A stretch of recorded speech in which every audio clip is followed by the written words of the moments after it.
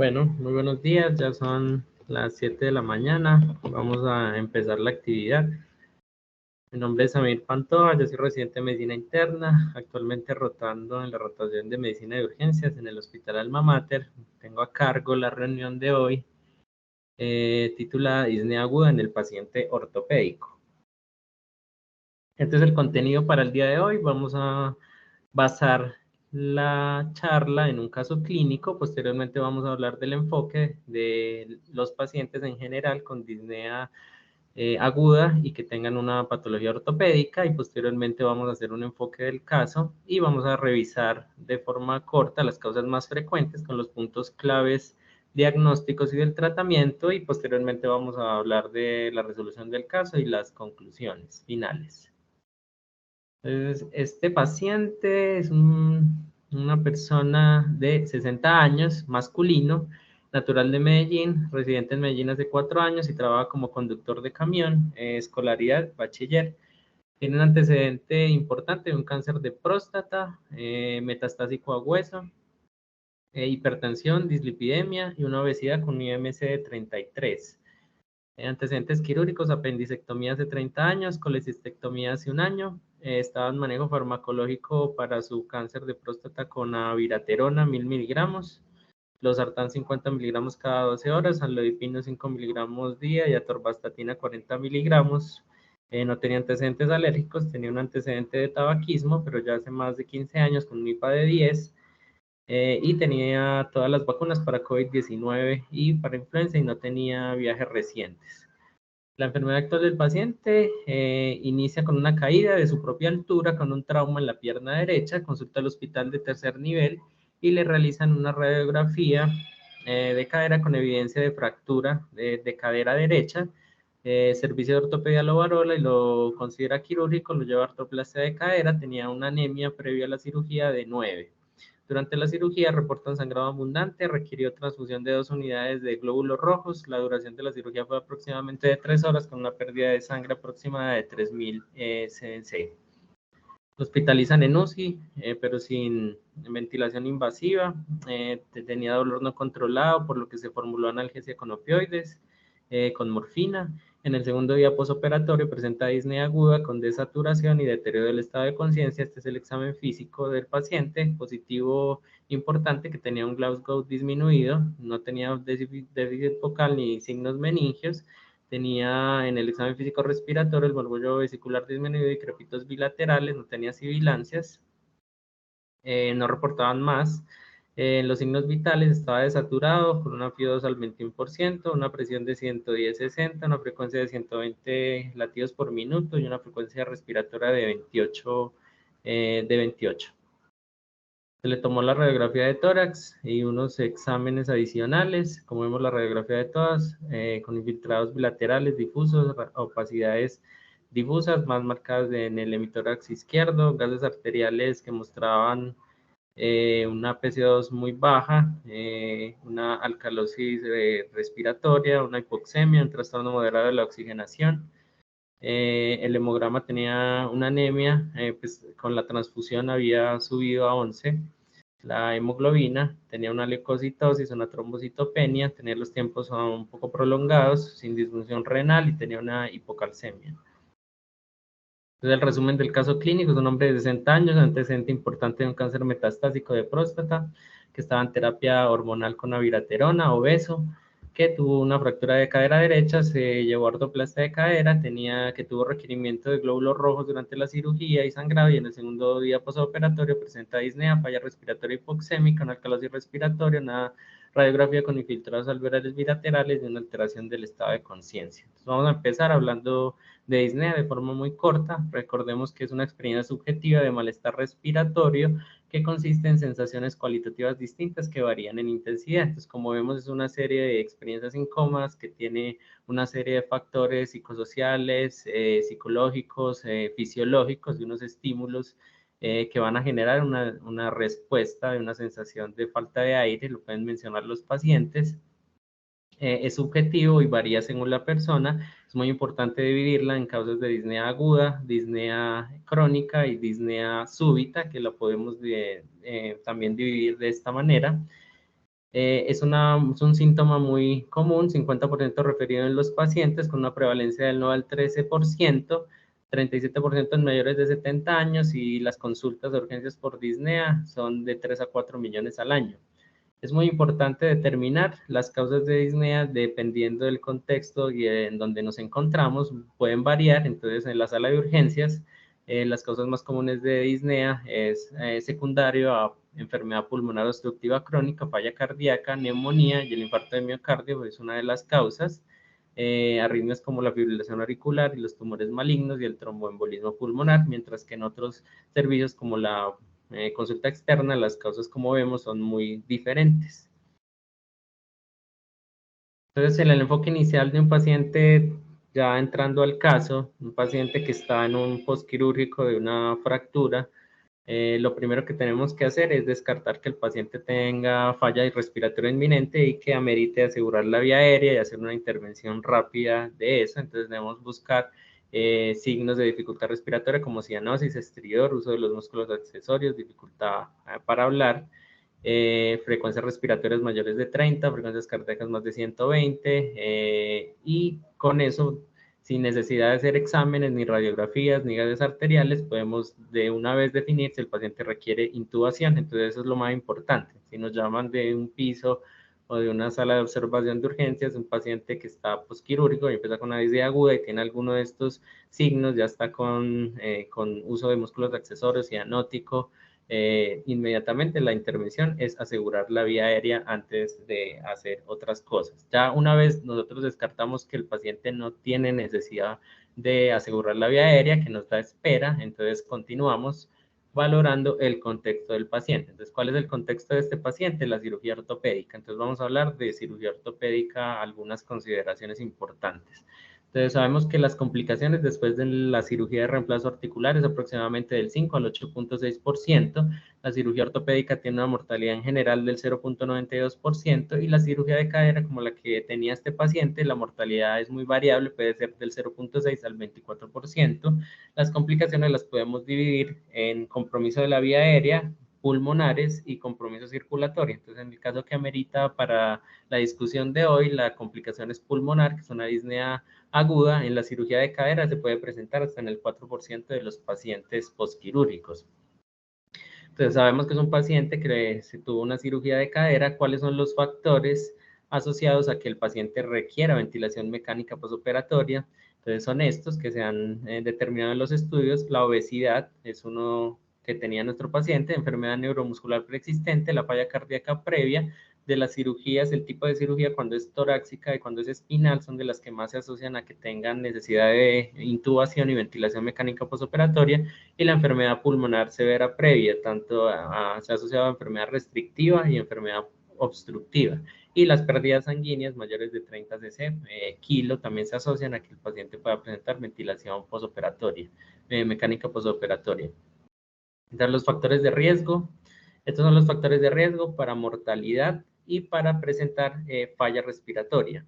Entonces, para mortalidad después de una cirugía ortopédica, pacientes con enfermedad renal crónica, pacientes con falla cardíaca, que tengan una fractura de cadera aguda o una enfermedad pulmonar obstructiva crónica o edad mayor de 70 años. Y los factores de riesgo para que presente falla respiratoria es la hipertensión pulmonar con un OR de 3.7, la hipoproteinemia, la enfermedad pulmonar obstructiva crónica, la bronquiectasia y el enfisema, y que tenga una historia previa de haber tenido una falla respiratoria, que son las que más el OR tiene 6 veces más probabilidad de presentar falla respiratoria en el postoperatorio. Un paciente que ya haya hecho una falla respiratoria es el factor de riesgo más importante, con la presencia de bronquiectasis y enfisema. En el caso de nuestro paciente, pues, tenía un extabaquismo, pero no tenía EPOC conocido, no se mencionaba en la historia que tuviese ese antecedente.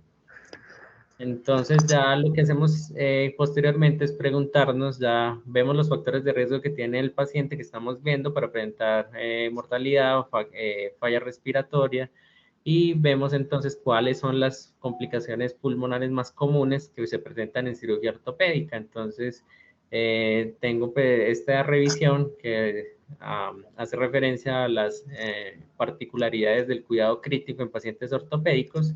En ellos mencionan una revisión narrativa, pero ellos destacan dos complicaciones importantes de disnea aguda y falla respiratoria en pacientes posquirúrgicos de cirugía ortopédica, que es el embolismo pulmonar.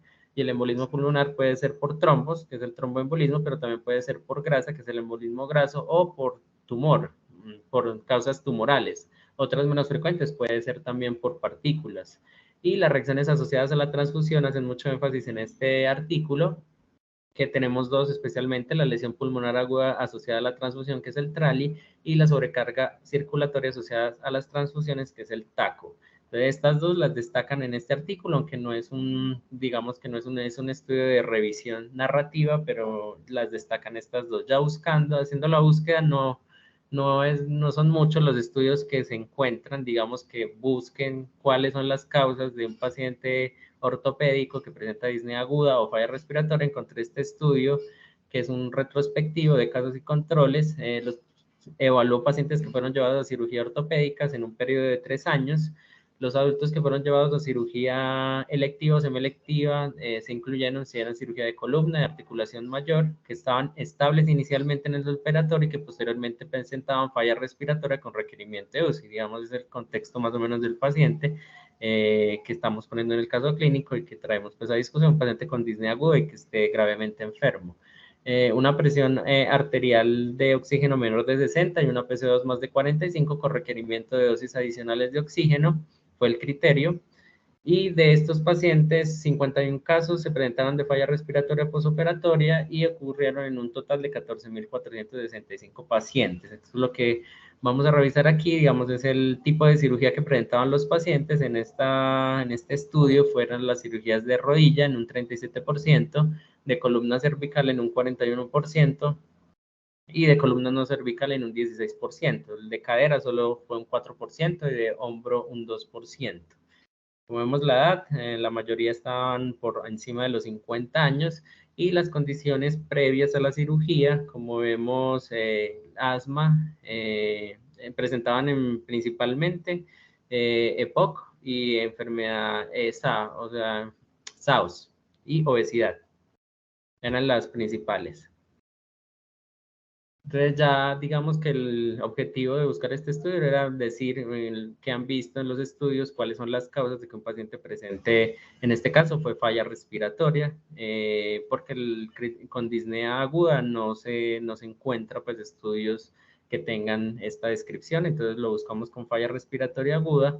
Y como vemos entonces, de las causas de falla respiratoria aguda más comunes, en un 20% de los pacientes se presentaba fue por alteración del estado de conciencia con depresión respiratoria. Y ya cuando vamos a leer, eran pacientes que tenían dosis de opioides para analgesia. La falla respiratoria hipercápnica, no describieron pues la causa exacta de la falla respiratoria hipercápnica, la neumonía, la falla cardíaca, la exacerbación de POC, la aspiración, el paro cardíaco, la sepsis en un 6%, el embolismo pulmonar en un 4%, la obstrucción de la vía aérea en un 4%, el embolismo graso en un 2% y la apnea obstructiva del sueño en un 2%. Como vemos, entonces la causa más común en este estudio retrospectivo fue disminución del estado de conciencia por depresión respiratoria que se podía presentar pues por medicamentos. Y ya los factores asociados a que se presente falla respiratoria posoperatoria, que ya los habíamos mencionado en unas diapositivas anteriores, en este estudio lo que encontraron fue que estaban asociados el EPOC, la enfermedad renal crónica y la apnea obstructiva del sueño, y también el uso de medicación psicotrópica.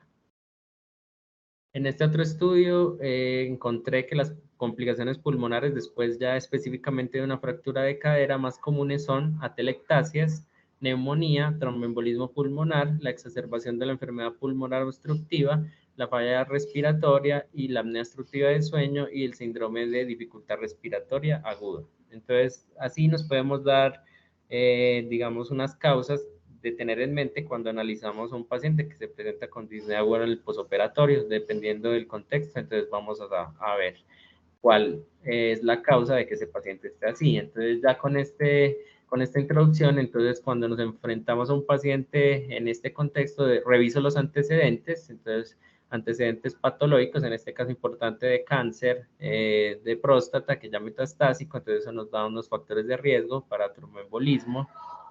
Los medicamentos tromboembolismo pulmonar, los medicamentos que había recibido el paciente, es importante revisar el Cardex, los medicamentos que recibió durante cirugía y los medicamentos que tiene formulados para analgesia y el del procedimiento quirúrgico, o sea, si requirió, si tuvo muchas pérdidas de sangre y si tuvo requerimiento de transfusión de glóbulos rojos y de uso de vasopresores o alguna intervención durante la cirugía.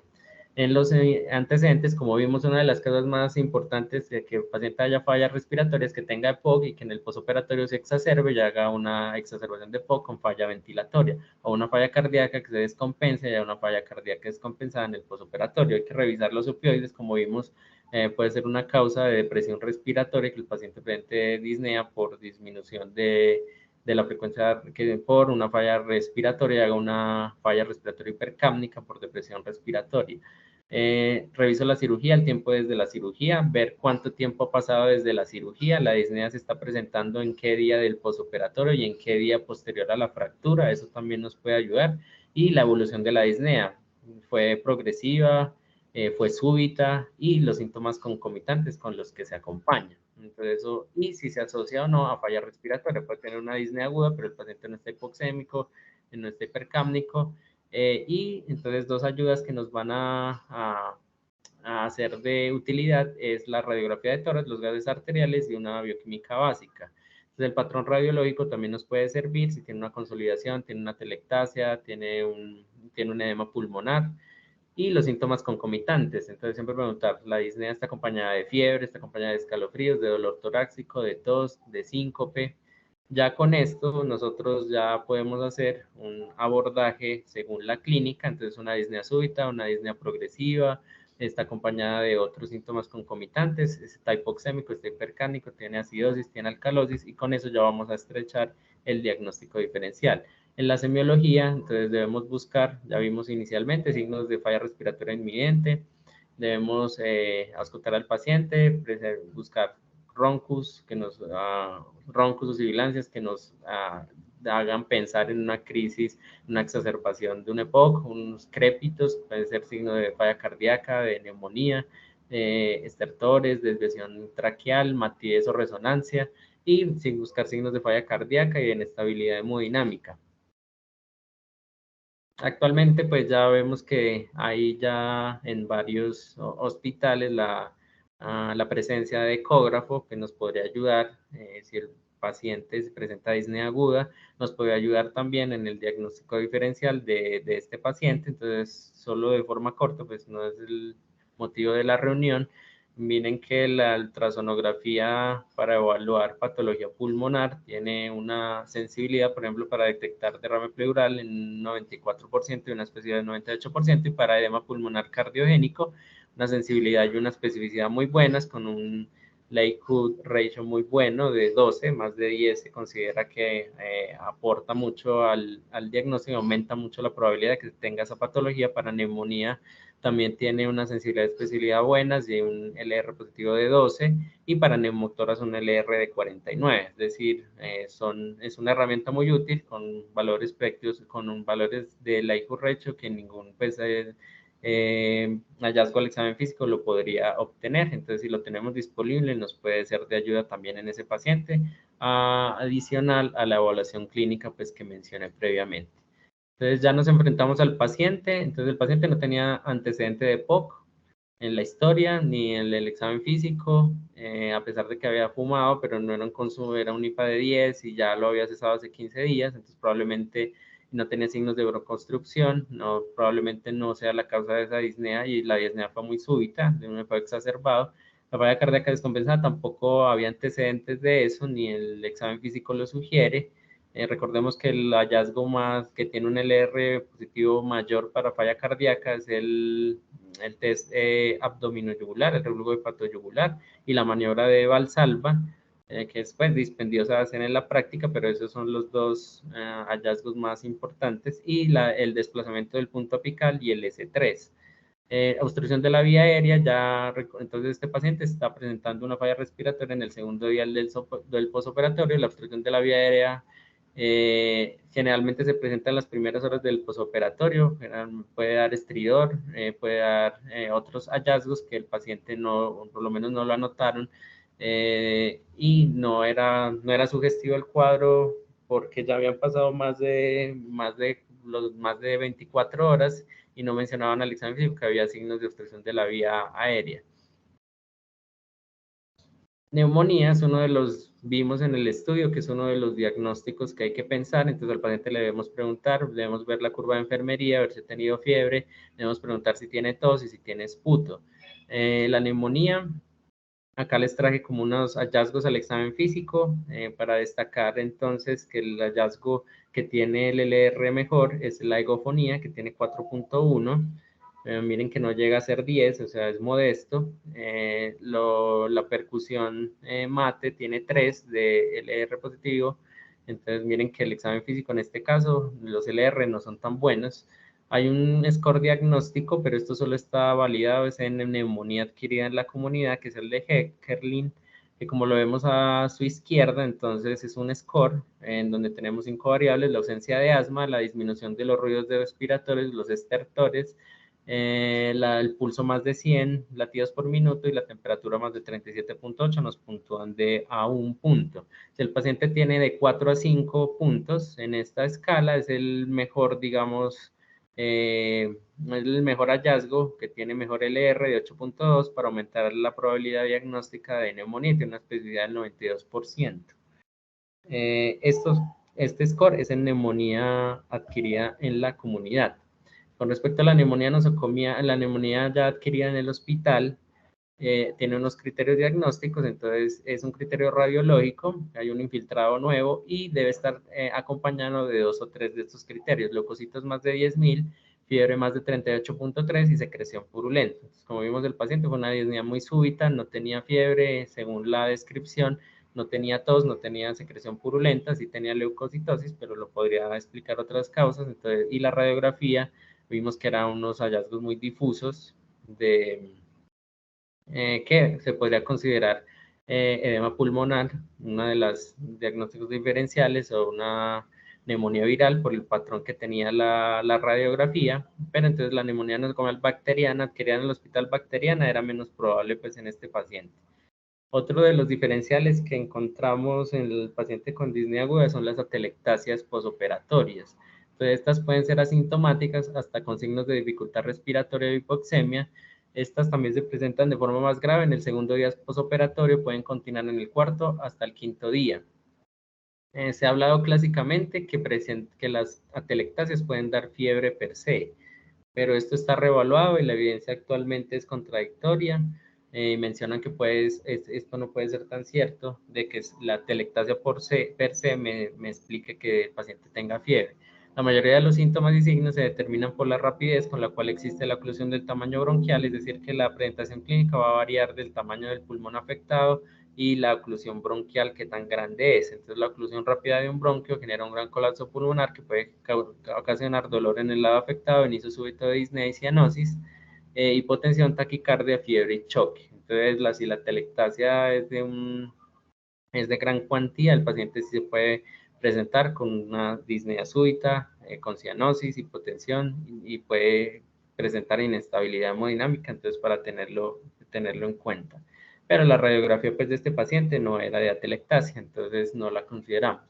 Vamos a seguir con las patologías que les mostré en el primer estudio, que hacían mucho énfasis, que son las reacciones adversas derivadas de la transfusión. Como este paciente recibió hemoderivados, y es muy común que veamos pacientes postquirúrgicos que requieren transfusión durante la cirugía o posterior o previa a ella. Entonces vamos a hablar del TRALI, que se presenta aproximadamente de unas 64.000 transfusiones, suele presentarse durante la transfusión, pero el dato clave es que lo más frecuente es que se presente en las siguientes 6 horas a que el paciente recibe hemoderivados. No solo se presenta con glóbulos rojos, se presenta con todos los hemoderivados y se presenta en las siguientes 6 horas. ¿Cómo se manifiesta? Con escalofríos, fiebre, cianosis, hipotensión, pueden tener una insuficiencia respiratoria.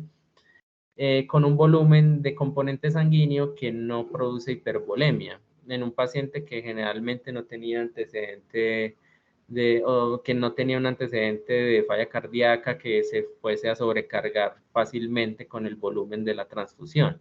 Se puede presentar con todos los componentes sanguíneos, como mencionamos, y la fisiopatología está basada en que hay unos anticuerpos del donante presentes en el plasma del componente sanguíneo que reaccionan con los antígenos presentes en los leucocitos del receptor y causan un edema alveolar e intersticial. Entonces, estos son criterios de 2004 para diagnosticar TRALI.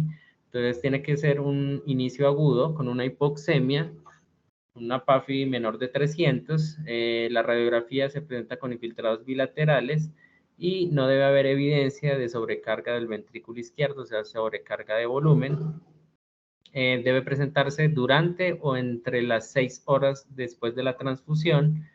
Es un diagnóstico de exclusión, deben considerarse otras causas, hacer el análisis al tiempo de si hay otra causa que me explique la dificultad respiratoria y la hipoxemia que está presentando el paciente. Y para el manejo tenemos entonces soporte ventilatorio, que generalmente mejora el cuadro de 48 a 96 horas. En este caso del TRALI no hay utilidad ni beneficio del uso de diuréticos, a diferencia que vamos a ver del TACO. Y para la prevención, el uso del plasma de donantes masculinos por la sensibilización de mujeres multíparas o con abortos previos o la leucorreducción es una de las estrategias de prevención. El TACO entonces se presenta durante la transfusión, esto sí es una semejanza en las primeras 6 horas, pero en este caso si la fisiopatología está es porque hay un volumen, una infusión rápida de la sangre en pacientes que tienen compromiso cardíaco renal respiratorio, hacen una sobrecarga de volumen, es un edema pulmonar cardiogénico, mientras que el TRALI es un edema pulmonar no cardiogénico. Hacen 2 pacientes sintomatología de insuficiencia cardíaca congestiva y el manejo es con diuréticos de oxígeno y se previene disminuyendo la velocidad de transfusión. Entonces, como vemos acá, la radiografía es de edema pulmonar, infiltrados bilaterales difusos. Uno es no cardiogénico, que es el TRALI, que no está asociado a sobrecarga de volumen, mientras que el TACO sí está asociado a sobrecarga. Entonces, es importante como conocer los hallazgos físicos que debemos centrarnos. Entonces, en el TACO va a haber distensión de las venas del cuello, puede haber estertores, S3, y el paciente hipertenso puede o no tener fiebre. Mientras que el TRALI no tendría estos hallazgos de sobrecarga de volumen, no tendría distensión de las venas, no tiene S3 y puede tener crépitos por el edema pulmonar, y la presión tiende a estar hipotenso, a diferencia del TACO que está hipertenso, y es más frecuente que los pacientes con TRALI tengan fiebre y hagan alteraciones hematológicas como leucopenia y trombocitopenia. Entonces aquí vemos las diferencias entre el TACO y el TRALI, entonces mencionar solo las diferencias claves, que son los hallazgos de aumento de sobrecarga, de aumento de la presión en el ventrículo izquierdo, de sobrecarga de volumen que hay en el TACO y no lo hay en el TRALI. Y la respuesta a los diuréticos, pues que en TRALI no se deberían usar porque el paciente va a tender a estar hipovolémico y muy inflamado, lo pueden empeorar los diuréticos, mientras que el TACO sí va a responder a diuréticos. Entonces ya en siguiente, digamos que las causas que hemos mencionado es para que las tengamos en cuenta en el contexto del paciente con disnea aguda, y que las debemos pensar diferentes pues a tromboembolismo pulmonar y embolismo graso, que son como las que más tenemos en la cabeza cuando nos llega a la mente disnea aguda y un paciente ortopédico, TEP y embolia grasa. Pero como vimos, entonces hay otras causas que las podemos sacar con el interrogatorio cuando la evolución de la disnea es aguda también, pero se asocia a otros síntomas como vimos y la podemos determinar con los hallazgos de radiografía de tórax, de los gases, y interrogando bien al paciente y revisando bien la historia. Ahora vamos a ver ya en este caso cuáles son las causas más probables que tenía este paciente. Entonces claramente si era la embolia pulmonar, recordemos que la embolia pulmonar puede ser por trombos, por grasa o por tumores.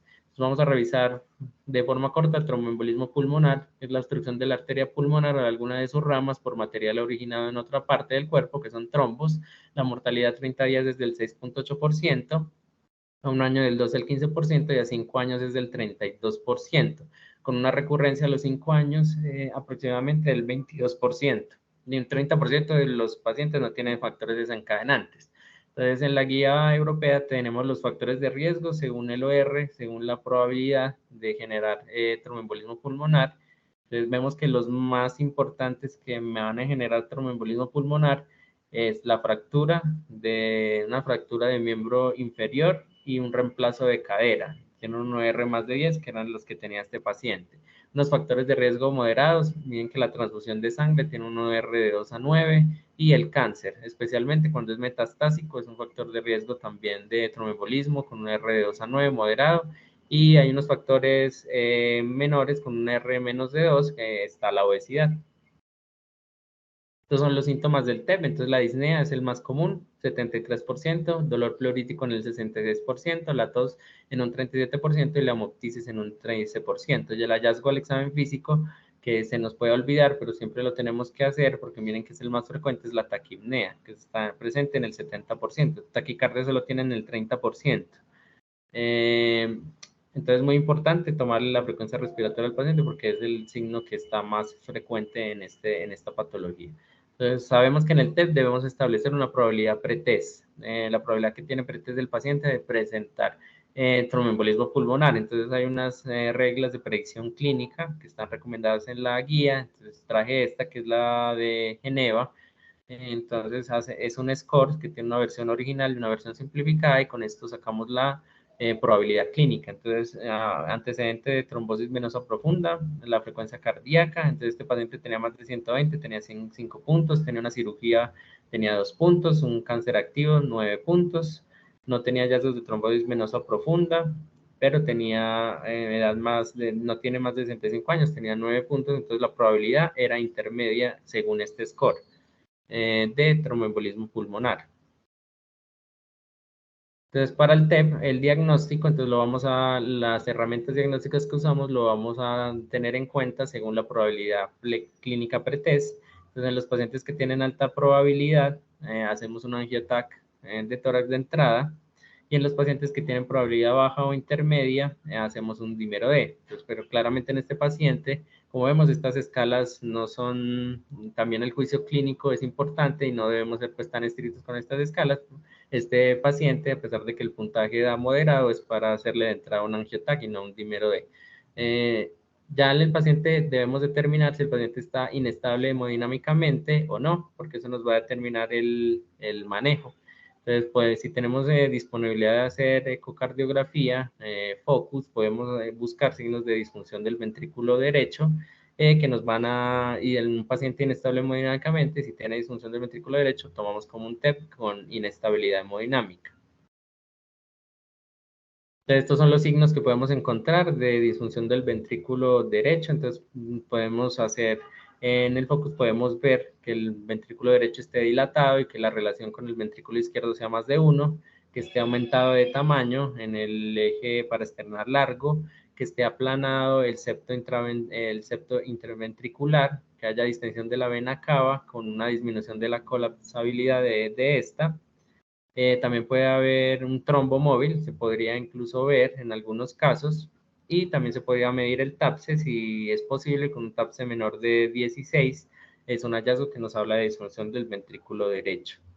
Y establecemos el estado hemodinámico, entonces la guía es muy precisa en cuando definimos que un paciente es inestable hemodinámicamente en TEP, cuando tiene un paro cardíaco por el TEP, o tiene un choque obstructivo, que es una presión menor de 90 milímetros de mercurio, o que requiera vasopresores para alcanzar la presión más de 90, a pesar de tener adecuado volumen, o que tenga hipoperfusión de órgano, que lo podemos ver con una alteración del estado mental, que el paciente esté frío, que tenga oliguria, anuria, que tenga aumento del lactato.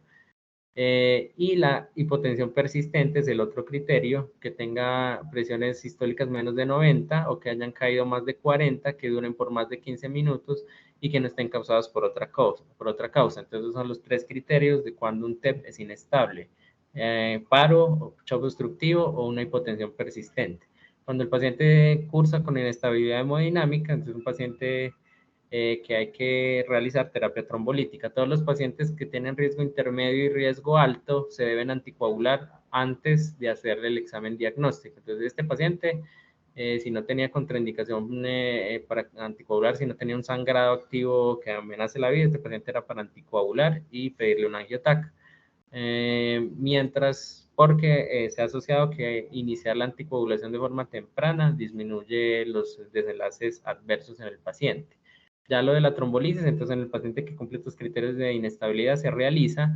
Si el paciente no está inestable, vamos a hacer unas escalas, que es el PESI, lo vamos a clasificar el TEP si es de alto riesgo o de riesgo intermedio, con valor de troponina y con la disfunción ventricular derecha. Cuando la troponina es positiva y hay disfunción del ventrículo derecho, es un TEP de riesgo intermedio alto.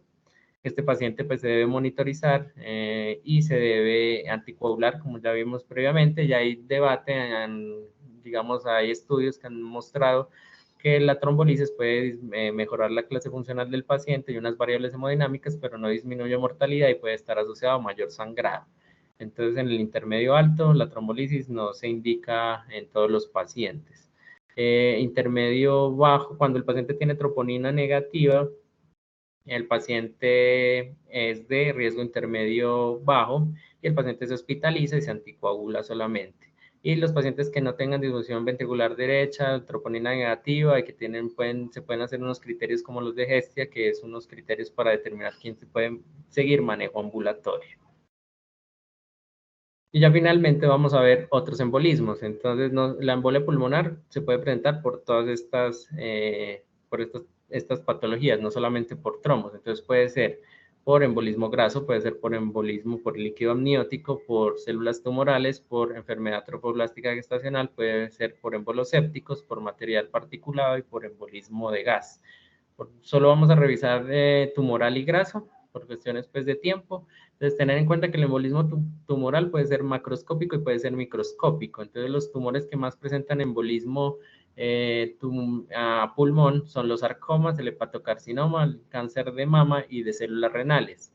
El embolismo macroscópico se presenta como un tromboembolismo pulmonar, es indistinguible clínicamente, mientras que el embolismo microscópico, que se presenta más en cáncer gástrico, de páncreas, corocarcinomas, en cáncer de pulmón, próstata, vejiga, colorectal y cervical, es una presentación como de hipertensión pulmonar, es una disnea más crónica o subaguda progresiva. El embolismo tumoral se presenta en el 2.4 a 26% de las autopsias. La clínica, entonces ya lo mencionamos, el macroscópico es una clínica de un tromboembolismo pulmonar agudo, el macroscópico es un deterioro de la clase funcional, no haya rasgos radiológicos específicos, pueden haber dilatación multifocal de las arterias subsegmentarias e infarto pulmonar. Se menciona que cuando usamos ecocardiografía transesofágica, esto nos podría definir de forma precisa la extensión del trombo. Es muy importante, pues, en estos pacientes que tienen cáncer, lo que primero pensamos es tromboembolismo pulmonar, y si el riesgo es intermedio alto, anticoagulamos y esperamos, pues, la prueba diagnóstica. El problema es que en el tratamiento de estos pacientes, el pronóstico es muy malo. Cuando un paciente con cáncer hace embolia pulmonar tumoral, la supervivencia se ha visto que es de pocas semanas. La principal intervención en la mayoría de los casos es la resección quirúrgica de la neoplasia primaria, si es posible, y se ha reportado cura en la resección de mixomas arteriales, carcinoma de células renales o coriocarcinoma, y la quimioterapia se describe que podría servir en los casos de coriocarcinoma y de cáncer de mama solamente. Vamos a hablar del síndrome de embolismo graso. Entonces, esto ocurre en 0.25 a 11% de los pacientes con fractura de hueso largo que cumplen el criterio de síndrome de embolismo graso. Es diferente embolia grasa a síndrome de embolismo graso. El embolismo graso se puede presentar en muchos pacientes. El síndrome ya es cuando presentan unas manifestaciones clínicas de una fisiopatología de inflamación, de obstrucción de la circulación pulmonar con un fenómeno inflamatorio y de coagulopatía, que ya vamos a ver. Se presenta en un 4.8 a 7.5% después de las fracturas femorales bilaterales. Y tener en cuenta que esto más se presenta en fracturas de huesos largos, fracturas pélvicas, procedimientos ortopédicos, quemaduras y liposucción, que son causas traumáticas, pero también se pueden presentar en causas no traumáticas, como pacientes con pancreatitis, osteomielitis, lisis tumoral de tumores de hueso, anemias de células falciformes, enfermedad hepática grasa no alcohólica. Se ha descrito en pacientes con hepatitis virales en base a hígados grasos que pueden generar embolismo graso, la fusión de lípidos o solventes o medicamentos que tienen lípidos en su composición, como la ciclosporina. Entonces, la fisiopatología del síndrome de embolismo graso es más compleja que simplemente una migración de una partícula grasa al pulmón. Entonces, lo primero que pasa es que al haber una fractura, al haber una intervención en el hueso, al poner un material de osteosíntesis, aumenta la presión de la cavidad intramedular, o al haber una fractura muy grande, hay exposición del contenido graso de la médula ósea, y esto entonces pasa a circulación venosa. Estas partículas de grasa entonces dañan los vasos sanguíneos y generan entonces que se obstruyan los capilares dérmicos, y con ruptura de los capilares lo que va a generar la manifestación en piel, que es un rash petequial, que se describe clásicamente en el embolismo graso. Recordemos que hasta un 20-30% de los pacientes pueden tener un foramen oval permeable y los pacientes no saberlo. Entonces se pueden presentar casos en donde la partícula de grasa migra de la circulación venosa a la circulación arterial, y entonces puede generar obstrucción de la vasculatura cerebral con disminución del flujo sanguíneo y del riego y del aporte de oxígeno, y esto me genera cambios neurológicos con disminución del nivel de conciencia o convulsiones. También describen que ni siquiera es necesario que haya un foramen oval permeable para pasar la partícula grasa del territorio en circulación venosa a la pulmonar. También se han descrito que partículas muy pequeñas podrían pasar por shunts arteriovenosos fisiológicos que existen en el pulmón, y también entonces generan agregación plaquetaria y activan las vías de coagulación, por lo que pueden generar la embolia grasa. El síndrome de embolismo graso puede generar una coagulación intravascular diseminada, y cuando también pueden generar entonces grandes cantidades de partículas grasa que desencadenan inflamación, me alteran entonces el flujo arterial, disminuyen el intercambio de gases.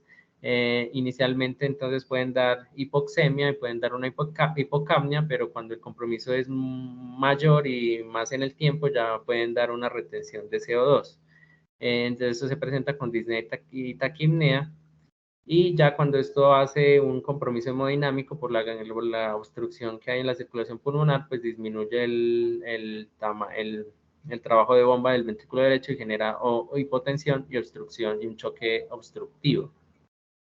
Entonces, el síndrome de embolismo graso, ¿cuáles son las perlas clínicas? Que generalmente se presenta a las 24-72 horas después de iniciar la lesión, o sea, la fractura. Debemos tener en cuenta cuándo fue el tiempo. Se presenta de 24-72 horas, y es raro en las primeras 24 horas o ya después de 2 semanas. Hay varios criterios diagnósticos. Entonces, este es uno de los criterios, que es de Schoenfeld.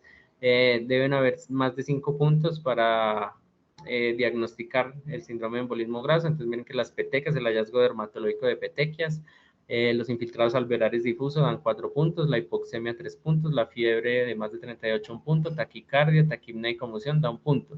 Estos son otros criterios del INDIQUE. Estos son de gases principalmente: una hipoxemia menos de 60, una PO2 menos de 60, una PCO2 más de 55 con un pH más de 7,3, una frecuencia respiratoria sostenida más de 35 y un incremento del trabajo respiratorio. Y hay estos otros criterios que son de Guri-Wilson. Hay unos criterios mayores y menores. Se presenta el síndrome de embolismo graso cuando hay la presencia de 1 mayor y 4 menores. Entonces, en los mayores miren que está el rash petequial, la insuficiencia respiratoria y el compromiso cerebral, y los menores está la taquicardia, la fiebre, cambios retinales, la ictericia, los signos renales, la trombocitopenia, la anemia y la elevación de los reactantes. Entonces, ¿cuáles son las manifestaciones? Falla respiratoria pueden presentar el 10% de los pacientes, pueden tener hipoxemia, taquipnea, hemoptisis, cianosis, crépito, roncus. Los gases pueden tener hipoxemia, se pueden presentar con diferencia alveolo-arterial aumentada. Inicialmente dan hipocapnia, pero como vimos, ya cuando el compromiso es mayor y en el tiempo, se puede presentar hipercapnia. Los hallazgos neurológicos: es un paciente que deteriora el Glasgow, el nivel de conciencia, que puede llegar hasta el coma. Es menos frecuente, pero se pueden presentar también convulsiones y pueden tener focalización, como cuadriparesia.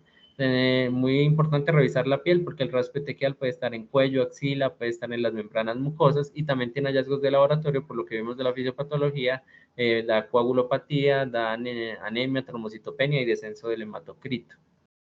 ¿Qué hallazgos en imágenes tiene? Entonces vimos la radiografía, es un infiltrado alveolar difuso bilateral. En la tomografía de tórax hay áreas focales de vidrio esmerilado con engrosamiento de los septos interlobares, nódulos centrolobulillares o nódulos subpleurales, muy similar a cambios pulmonares por SDRA. Y el TAC de cráneo generalmente es normal, lo hacemos porque hay que descartar pues hemorragia. Y ya en la resonancia magnética sí se pueden detectar lesiones puntiformes hiperintensas diseminadas a través de la sustancia blanca, señales de baja intensidad en T1 y de alta intensidad en T2 y característicamente localizadas en la sustancia blanca profunda y el cerebelo.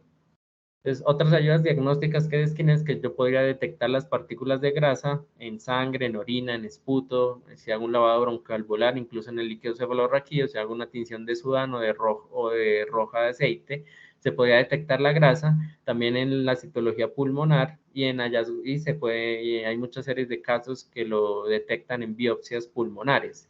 Sin embargo, dicen que los lípidos intravasculares pueden encontrarse en pacientes con sepsis, hiperlipidemia y en pacientes con infusión de lípidos, y como vimos, los criterios diagnósticos son clínicos y paraclínicos, entonces no hay que esperar pues a tener una prueba de que hay una partícula de grasa en algún tejido o vaso, que puede ser, lo puede explicar otra patología, y aquí si el paciente está gravemente enfermo hay que actuar pues rápidamente. El tratamiento, movilización temprana, se debe intentar hacer reducción abierta y fijación interna de las fracturas. Hay unos métodos que se desarrollan en ortopedia para reducir la presión intramedular, para evitar menos el paso de estas partículas grasas de la médula ósea a la sangre y hacer una fijación temprana de la fractura. El tratamiento es de soporte respiratorio, hemodinámico, nutrición. Si necesita intubar el paciente, ventilación mecánica, si necesita soporte de oxígeno, soporte vasopresor, porque no hay un tratamiento específico, o sea, no hay evidencia del beneficio de la anticoagulación, incluso en algunas referencias mencionan que la heparina puede activar la lipasa y que esto podría incluso empeorar el cuadro de embolismo. Entonces, no sé, la anticoagulación no ha probado que mejore los desenlaces en embolismo, en síndrome de embolismo graso. Hay unos estudios con ASA, pero de muy pocos pacientes. Hay un estudio con esteroides que lo mencionan en esta revisión, pero es un estudio que es muy pequeño, un ensayo clínico aleatorizado de 44 pacientes. Se excluyeron pacientes con fracturas patológicas, con tratamiento esteroide previo, que tuvieran síndrome compartimental o trauma de cabeza, tórax y abdomen. Estos pacientes se les dio metilprednisolona 30 miligramos kilo en una hora. Eran pacientes con fracturas, se les puso solo una dosis única de metilprednisolona, una dosis bastante alta, más que un pulso, un control de placebo que era solución salina, y los desenlaces fueron el síndrome de embolismo graso, que lo hicieron por criterios del INDIQUES. Ellos encontraron en este estudio pequeño que los pacientes que les pusieron metilprednisolona tenían menor incidencia de síndrome de embolismo graso. Sin embargo, pues un estudio muy pequeño, que no permite pues sacar conclusiones. De alguna forma lo que estaban evaluando es si la prednisolona podía prevenir el desarrollo del síndrome de embolismo graso. Entonces, ya para terminar, entonces el paciente lo que tenía era un síndrome de embolismo graso. La tomografía, como vemos, tenía las áreas de vidrio esmerilado, los hallazgos de resonancia puntiformes que vimos en la revisión, y el tratamiento fue de soporte ventilatorio, que requirió pues soporte ventilatorio en la UCI.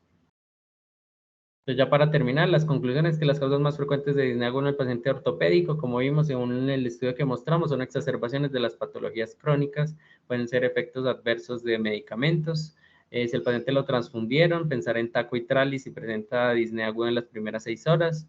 Pensar en tromboembolismo pulmonar siempre es una de las causas de falla respiratoria y disnea aguda en el paciente postoperatorio. Hay que anticoagular al paciente si la probabilidad es intermedia o alta de tromboembolismo, y hacemos la prueba diagnóstica, y si no tiene TEP, pues lo retiramos. El embolismo graso se presenta típicamente en las primeras 24 a 72 horas posterior a la fractura. Siempre revisar la piel y buscar compromiso neurológico que se presenta esta patología. El embolismo tumoral, recordemos que cuando es microscópico presenta un cuadro más progresivo de disnea, de hipertensión pulmonar, mientras que el macroscópico es el que es indistinguiblemente y es de muy mal pronóstico pues en estos pacientes. Y el tratamiento del embolismo graso pues es de soporte, como vimos. Eso era todo. Muchas gracias. Si tienen preguntas. Amir, muchas gracias por tu presentación tan completa, pues, y por un enfoque que obviamente es un poquito difícil de abarcar porque serían muchas las opciones, pero la idea era que pudieran hacer ese ejercicio de de todo lo que hay que considerar en un paciente ortopédico cuando consulta por disnea o los interconsultan o nos interconsultan por disnea. Veo, antes de hacerte una pregunta, pues un comentario, veo que hay una pregunta en el chat. Dice, ¿cuál dato tiene el LR positivo más alto en diagnóstico de inestabilidad hemodinámica? Solo veo una pregunta del LR, inestabilidad hemodinámica, no tengo el dato ahorita, tendríamos que buscarlo, no tengo el dato de cuál es el L de inestabilidad hemodinámica, cuál es el hallazgo del examen físico con más LR. Perfecto.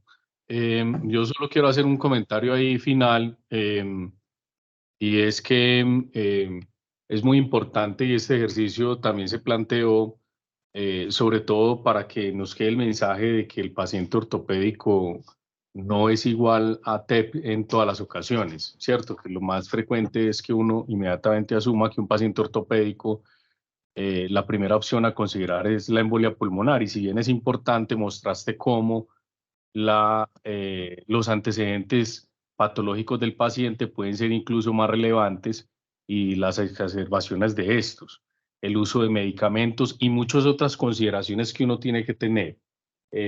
Importante lo de la transfusión. Usualmente cuando hablamos de pacientes quirúrgicos y pacientes relacionados con traumas, son pacientes que la mayoría de las veces ya se le ha hecho transfusiones, y hay que también tener consideración de tanto el trali como el taco, como lo mostraste.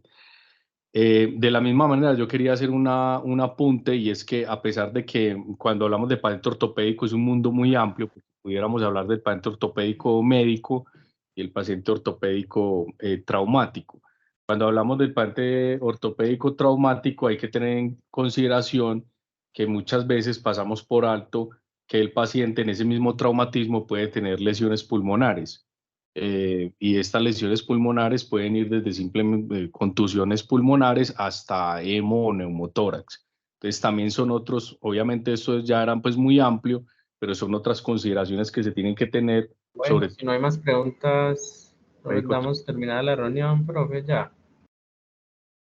Sí, sí, ya si no hay más, no veo manos levantadas. Aló, aló, hola. Sí, ¿no estabas escuchando, Samir? No, es que no estaba escuchando, había algún problema acá, profe, qué pena. Sí. Estaba concluyendo con lo del paciente ortopédico traumático, que serían otras consideraciones mucho más amplias, pero yo creo que hiciste un abordaje amplio del paciente ortopédico médico. Damos entonces por concluida la reunión y muchas gracias a todos por la asistencia.